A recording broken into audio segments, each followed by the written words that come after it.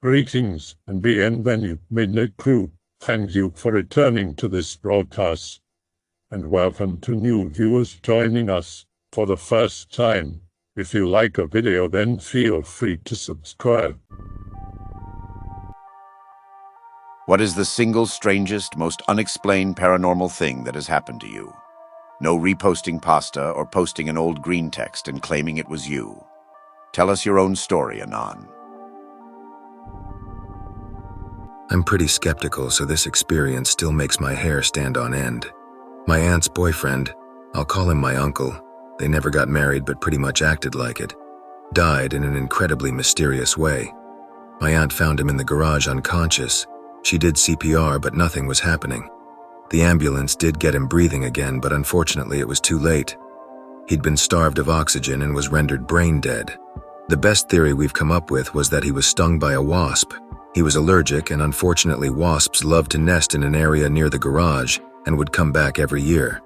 So it was possible one got in and stung him, shutting his throat and knocking him out. Genuinely, one of the most unsettling things I've ever experienced was being in the hospital room with him breathing, blood pumping through his veins, but at the same time, clearly not there. Even with his body functioning completely, you could tell he was gone.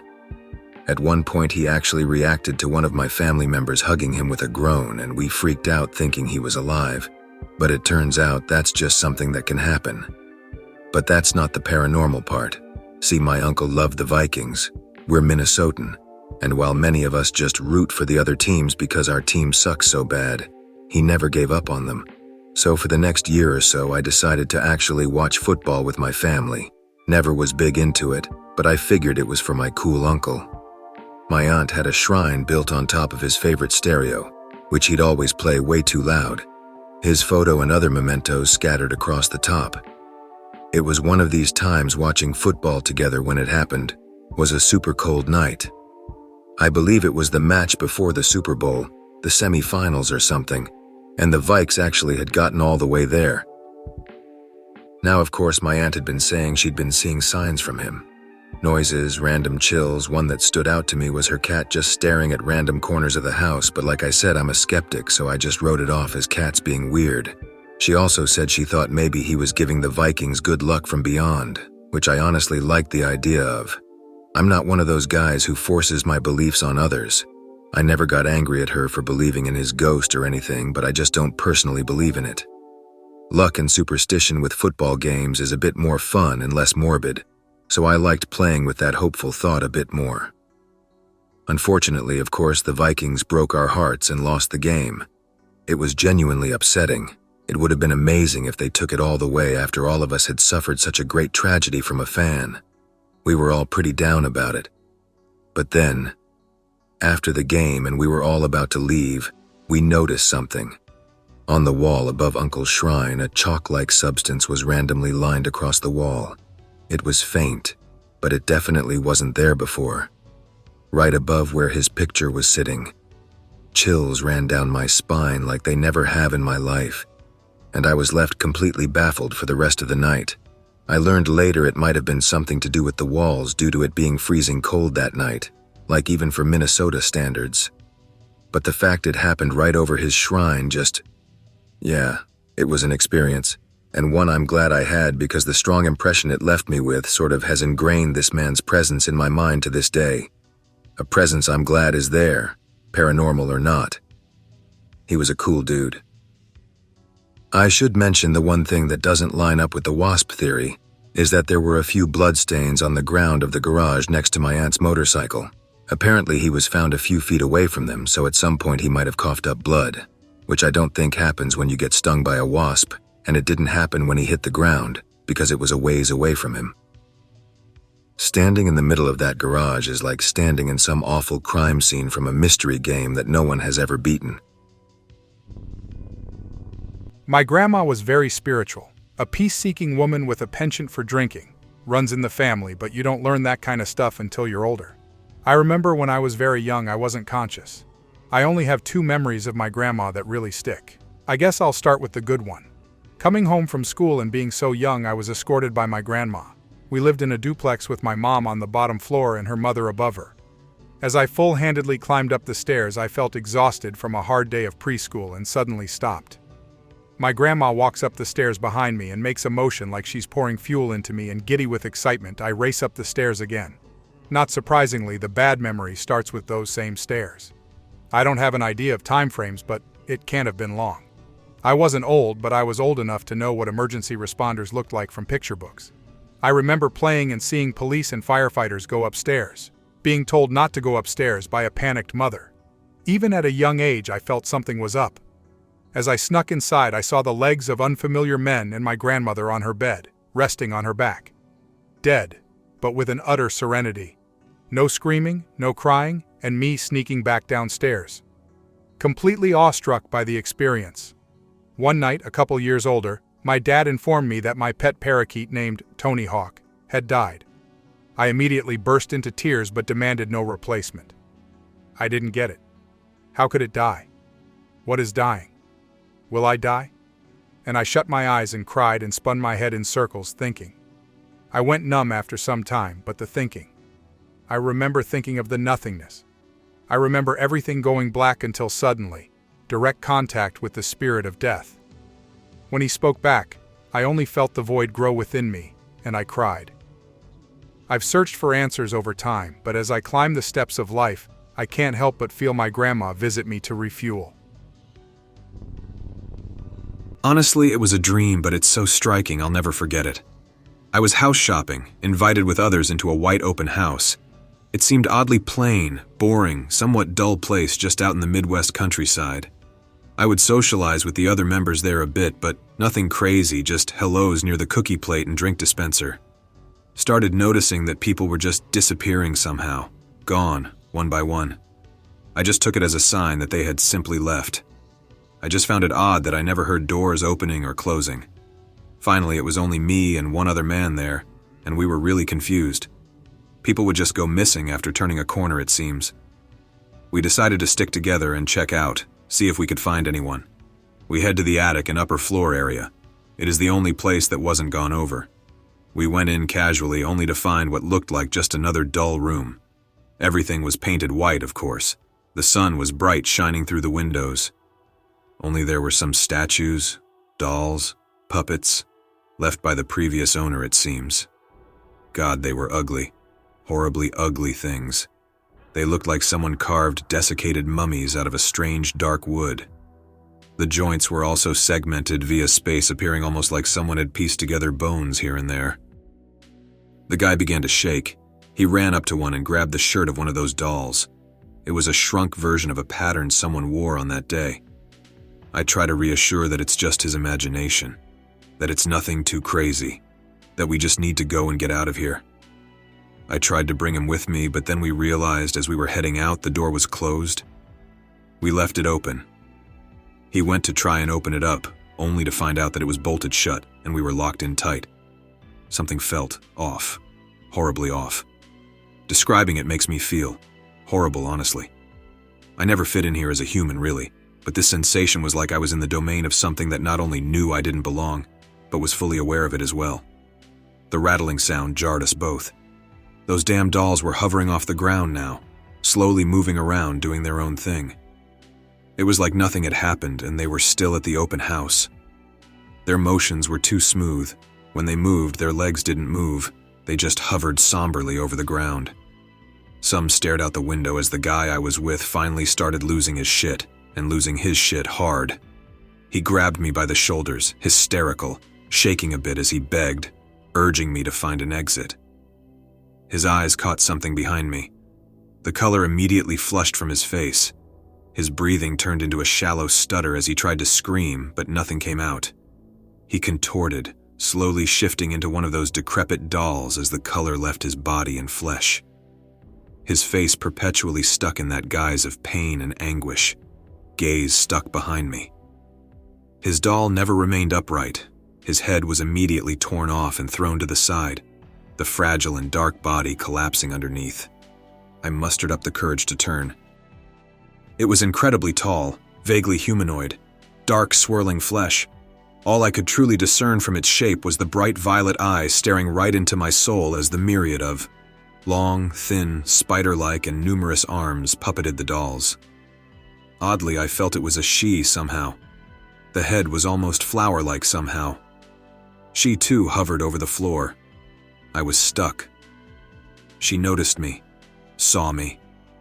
She extended her hands to try and grab me, and all I felt was this unnatural vibration. I wouldn't go down. I don't know how I fought, but I didn't let her take me. I begged for an escape. I didn't know how to escape.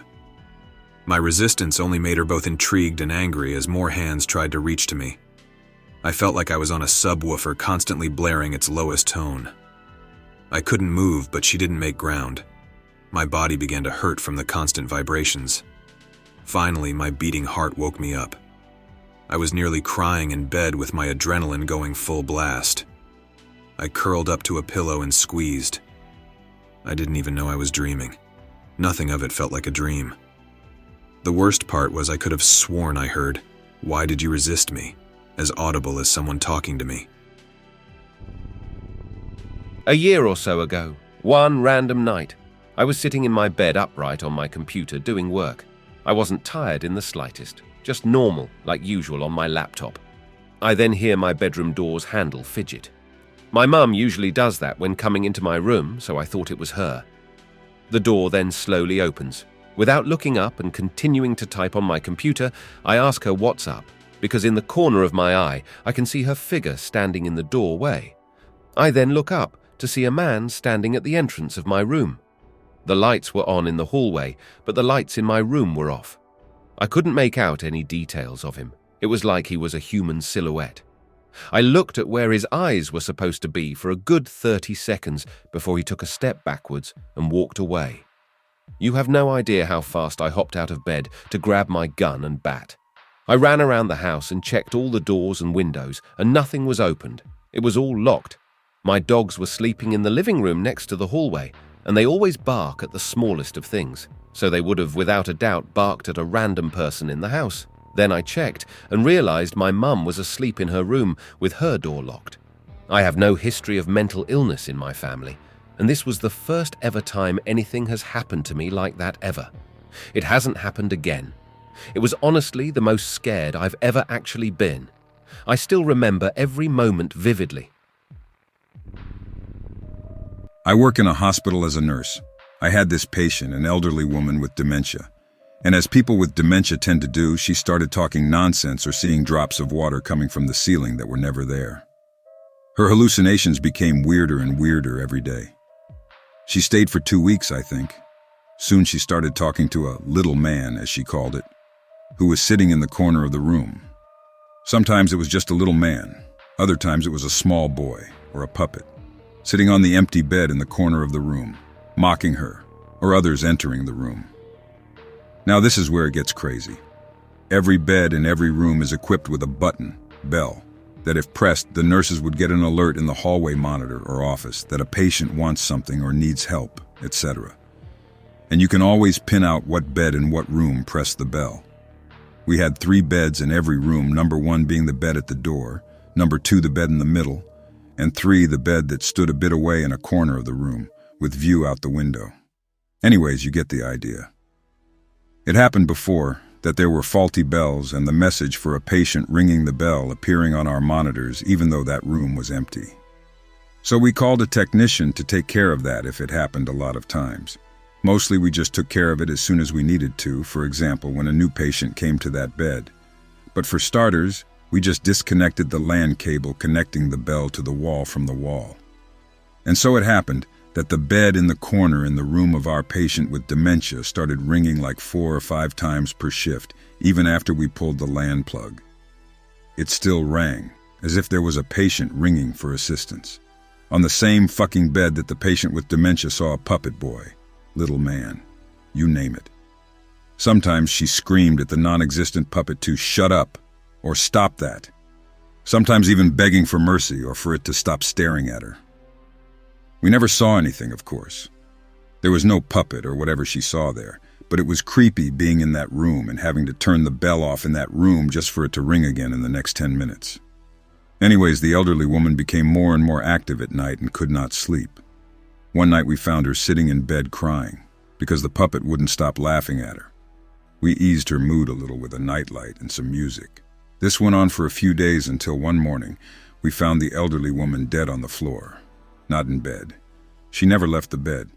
She couldn't even walk anymore. She was completely immobile. If she had to stand up or walk, walking or standing wasn't even a debatable option here. But she seems to have dragged herself out of the bed, which concluded with her falling down, hitting her head on the floor and dying. After that, we never had any problems with the bell in that room again. Not even once did the bell ring for no reason. The room was now empty, with fresh new beds for new patients to come, and no one was inside it who saw a puppet or anything else the patient described. That fucked me up ever since. This is the first time I share this story on the internet. But hey, seems like /x/ is the right place. This is more common than you may think. There's another world all around us that most people are unable to see.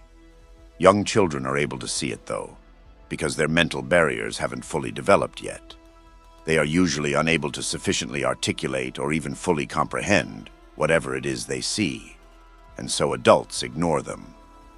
The same applies to the elderly who suffer from dementia, schizophrenics, and people afflicted with other mental problems that tear down the aforementioned barriers and alter their perception of reality.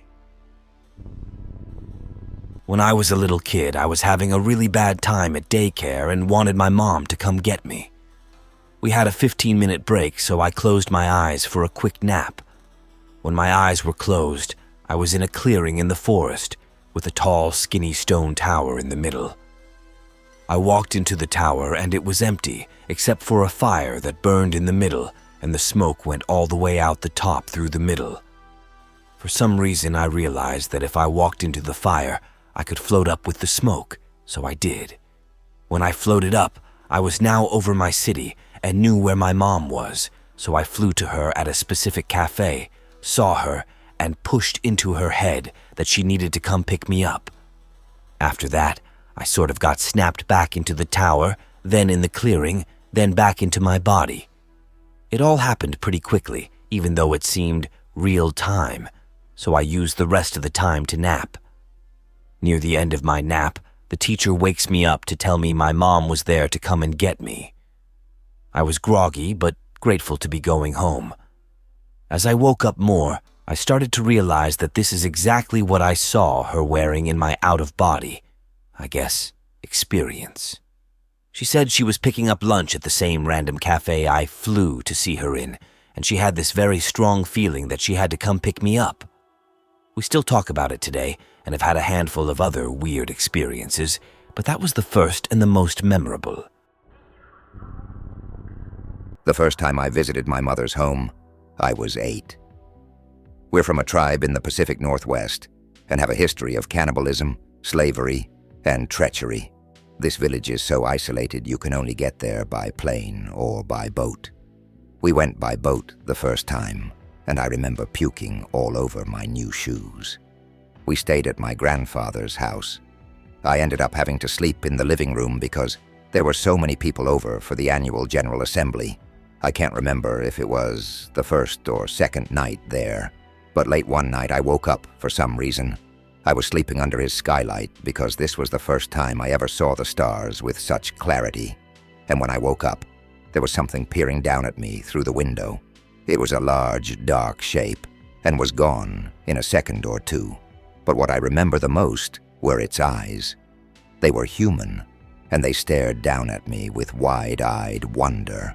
I was freaked out by this naturally, but we had 12 people in the house, so I felt safe, and eventually went back to sleep after I found a spot away from any windows.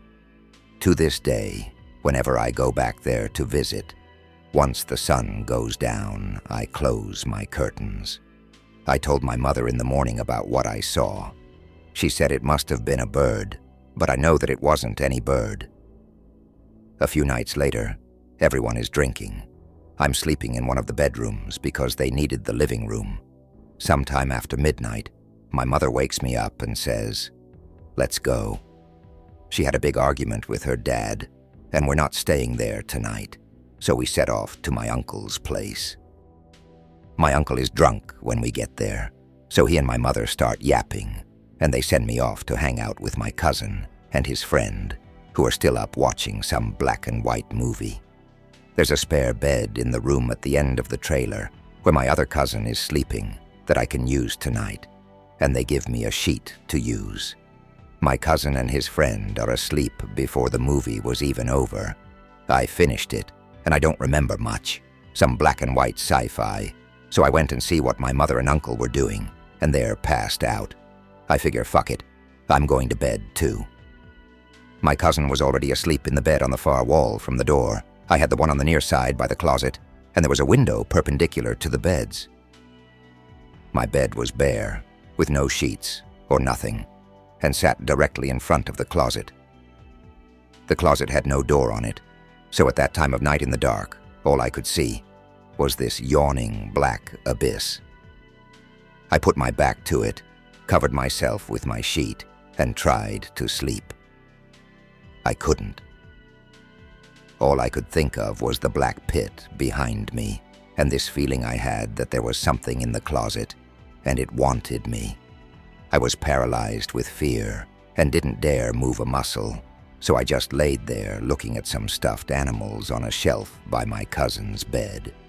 I was staring at this one stuffed dog when its shadow started to move. It seemed to detach itself from the toy and drift across and eventually out of the wall. As it did, the shadow started to morph and undulate. I was terrified, but I couldn't stop watching this shifting black ball as it danced around. I wanted to scream out, but I couldn't. I wanted to leap out of bed and turn the lights on, but I knew that if I moved a muscle, this thing would take me. So I just huddled under my flimsy sheet and hoped someone would wake up and help me. Eventually, I began to see the sky outside, starting to lighten with dawn. It was around that time the shadow had returned to its original place on the toy, and I finally felt that whatever I just experienced was over. I stayed up a little while longer, until I was sure, and finally fell asleep. I couldn't tell anyone about what I saw when I finally woke up sometime around noon. My mind couldn't even comprehend it then. I think something saw me out there and wanted to get me.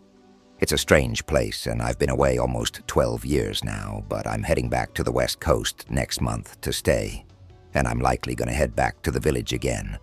I want to take some pictures of the big house where we do our dances and ceremonies and whatnot.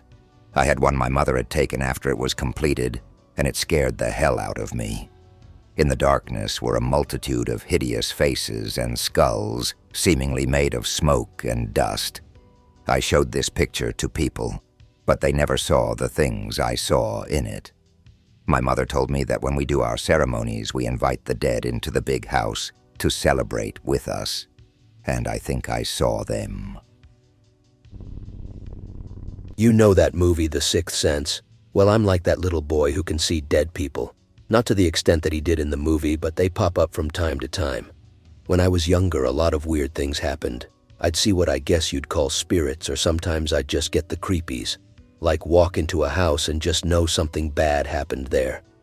Sometimes I'd meet people and just know they were bad or lying or other things about them. Yeah, maybe I just have really good intuition, but I've had enough strange events and it has always scared the crap out of me.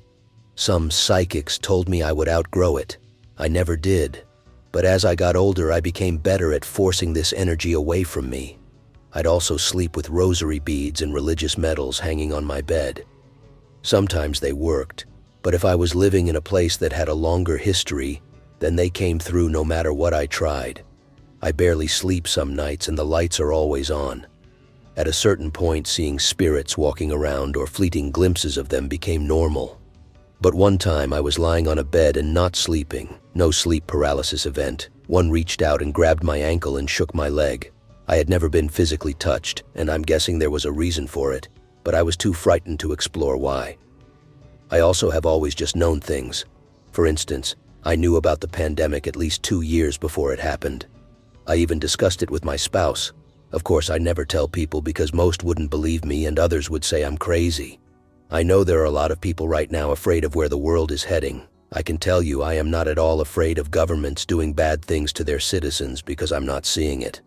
I see something happening to the planet itself that pretty much stops what is happening politically because we will be in a severe survival mode.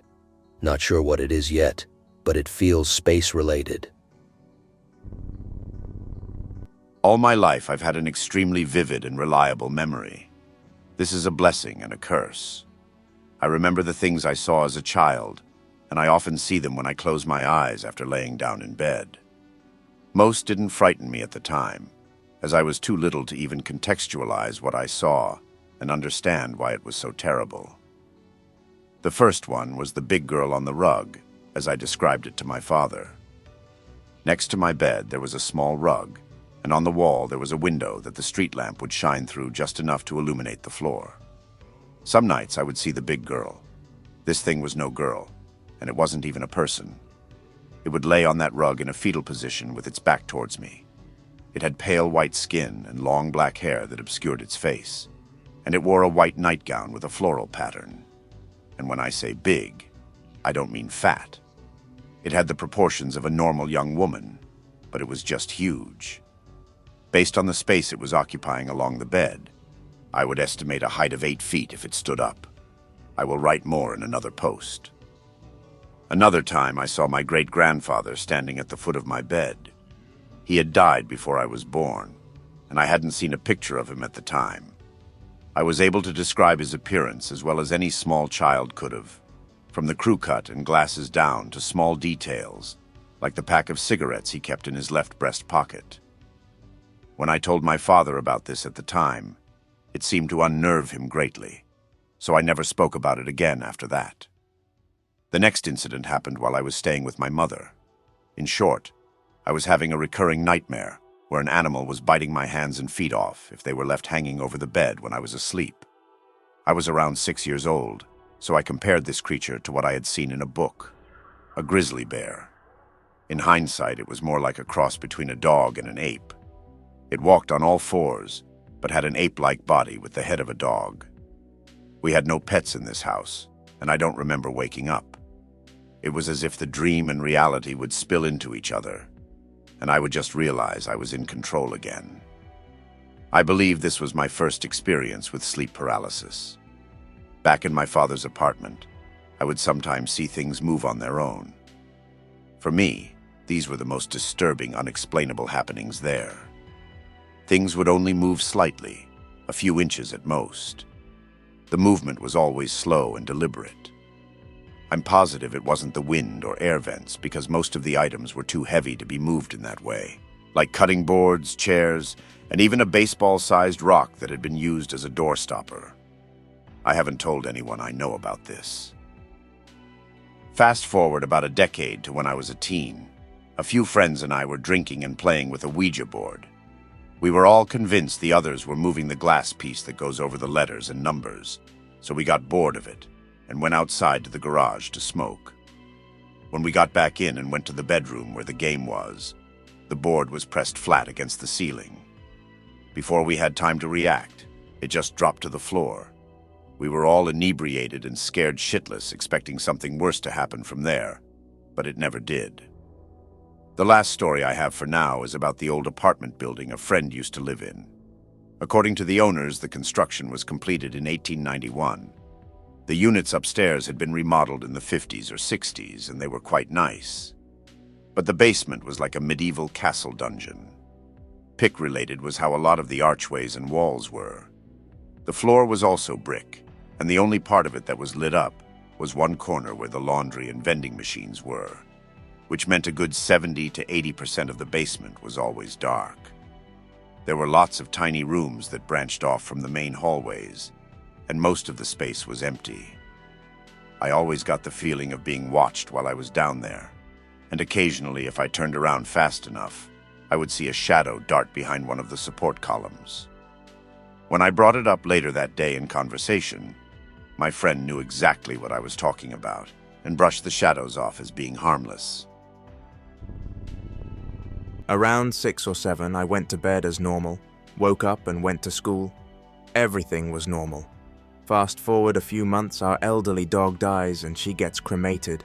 Life goes on for a few more months. Woke up one morning and felt weird. I'd call it déjà vu. Continue with life and go downstairs to get ready for school. Lo and behold, the elderly dog is alive. I realize I somehow went back in time. Everything was back to what it was before, when I went to sleep at the top of the story here. This dreamlike life lasted about a year. I have no idea what happened. I have only heard one similar story to mine, but the person was trapped in this dream state for decades. Some people say you get into it from a near-death experience, but I have never had one. Another story, even younger, 4 or 5, I would go outside and play. Until randomly, the back of my head started to hurt a little.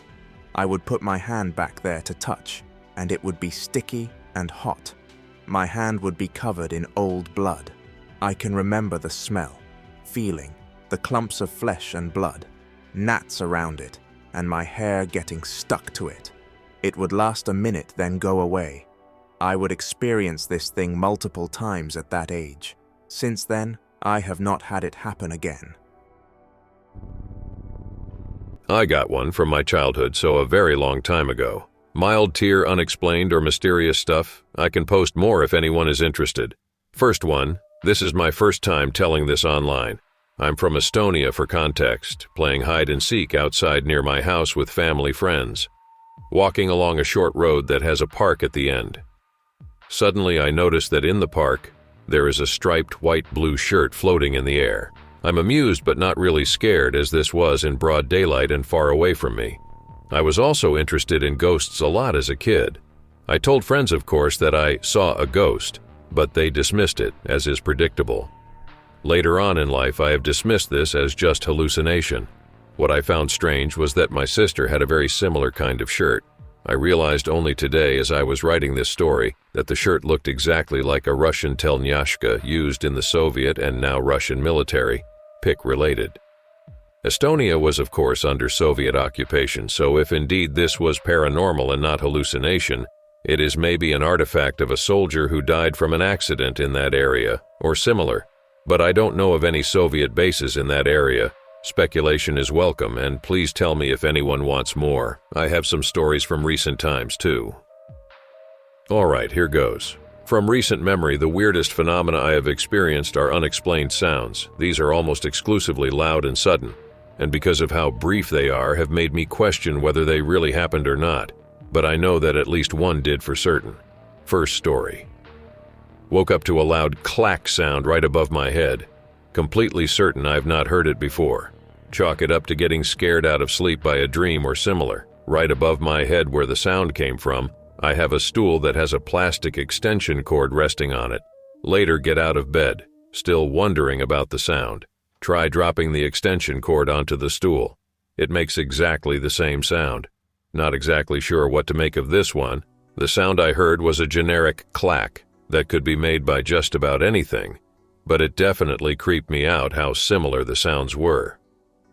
I have also had many occurrences of dreams predicting reality. Around 7 as of now. Lost count after they stopped for a while, but I consider most of these coincidences. The next story is much more strange. Second story. Lying in bed upstairs, still awake. Hear massive bang downstairs, sounds like a firecracker went off or TV fell over. Assume that it is either a break-in or something has just fallen. Normally I get shit scared of stuff like this, but this time I felt nothing but mild anger that someone would dare disturb my sleep. Run downstairs. Absolutely nothing has changed. Everything is perfectly in order. Continue looking around for a few minutes but find nothing. Head back to sleep and don't think much of it. I know for a fact that the sound wasn't a hallucination. My father heard it too. What made this even stranger was what happened very recently. I have always had an interest in pyrotechnics. One day I was downstairs trying to create an impact-sensitive igniter detonator with sulfur from match heads and red phosphorus from the matchbox. As I later found out, I mixed together too much of the ingredients. When I hit the mixture with a hammer, it caused a very loud explosion. My ears were ringing for maybe 10 minutes after. To give you an idea, I forgot to wear ear pro. I later realized the bang sounded exactly like the sound I had heard on that night, especially seeing that both sounds came from downstairs. If this was some kind of anomaly, it could also explain why I didn't feel any fear. Most likely, this is a product of me overthinking random events, but I thought you schizos would enjoy. Again, speculation or comments are welcome. Signing off for now. Once had a friend come home after having dinner with his parents, ask him how it went. Blah, blah, nothing new, but hey, my dad told me there is actually a word for throwing someone out a window, haha.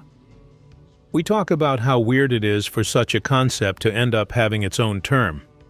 New video from shitty Let's Players we both like uploaded a few minutes ago, so we throw it up as some background shit while he smokes, and I eat some food. Couple minutes go by and they start talking about defenestration and basically reiterating the same conversation we just had. Neither of us can believe the shit. And he says something like, I swear everything is connected. No doubt just a crazy coincidence and not anywhere to the same degree as yours. Other weird similar coincidences I've had have been talking about not-so-mainstream musicians for the first time. Because I don't really surround myself with people with the same taste, it's rare. And then within a few days the artist dies. Happened with Lux Interior DJ Rashad. And I think a few more, but I'm blanking on who right now. All just strange coincidences, but they stuck with me nonetheless. Be a child. Parents and grandparents decided to breed pedigrees Persian cats for whatever reason. They do this for a couple of years. Naturally, some kittens don't make it. One litter born. A black cat dies a couple of hours old. Fast forward many years. I don't remember who saw it first. The whole family noticed that we would see a black cat in impossible circumstances, and 3 days later one of the bred litter cats would die. It usually appeared to someone close, and usually in that house, but not always. Be me 10 years old, at my grandmother's house, fussing a cat on the floor in the dining room. Look up at the table and notice a dark cat is washing itself. Look away, get up to fuss about it, it's gone. I swear it was a cat called Katie I had seen. Look for her, she's at the other end of the house, fast asleep. The only other dark-colored cat is up there too. Figure it was just a strange occurrence. Couple of days later, parents phone my grandmother. They can't find one of our cats. Go home to look for her. She was hiding in the bushes next door. Take her to the vet. Terminal kidney failure. PKD, it was common in those cats. The cat we had to have destroyed was one of Katie's kittens. My younger cousin saw it when she was 5 and had no knowledge of it. We figured the black cat was collecting its family. All of those pedigree Persians, that we owned at least, are long dead now. I used to experience light paranormal activity from time to time. Just stuff moving a little, like a bottle wobbling for no reason. But the ghost cat was a very real thing that multiple people experienced in my family.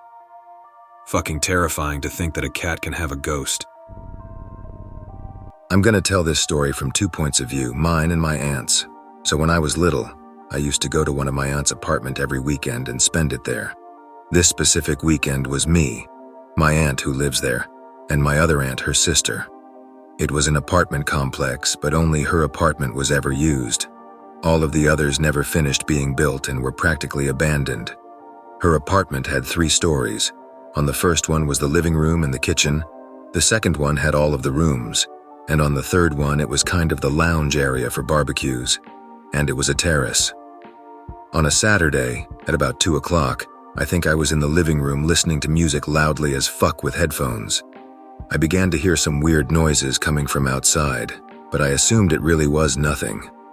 This went on for a few minutes, but that was all to me. For my aunts, it was different. They were sleeping at the time and woke up from loud sounds of a horse-like thing walking on the street downstairs. This woke them up. They were sleeping in the same bed, but they tried to go back to sleep. A while later, they hear loud screeches and scratching on the glass door to get into the complex, and could see a bright fire-like thing from all the way in the top. They were fucking terrified. After that, they could hear the horse leaving and making the noises even louder. Our theory is that it's something straight out of Brazilian folklore, the headless horse. They claim to have seen the animal, but I didn't. They swear it's something like pick-related. When I was a youngster, I went wild raspberry picking with my parents and old aunt. We drove to a forest in the middle of nowhere, parked the car on the side of an empty country road and headed into the bush, 'cause that's where the good pickings were, apparently. I wandered off for a bit and panicked when I felt too far away from my family. I turned around and scampered back the way I came. I saw an old lady hunched over some berry bushes, so I called out to my aunt.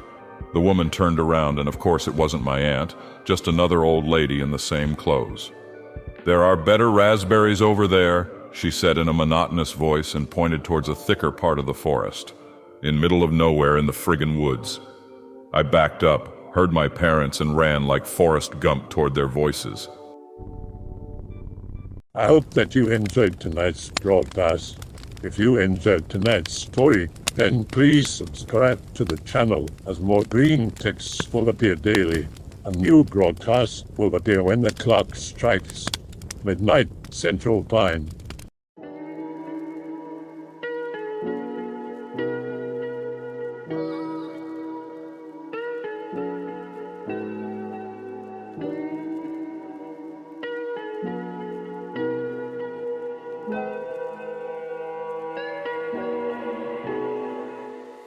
Remember to check the Odyssey and Rumble pages for separate archives of previous broadcasts.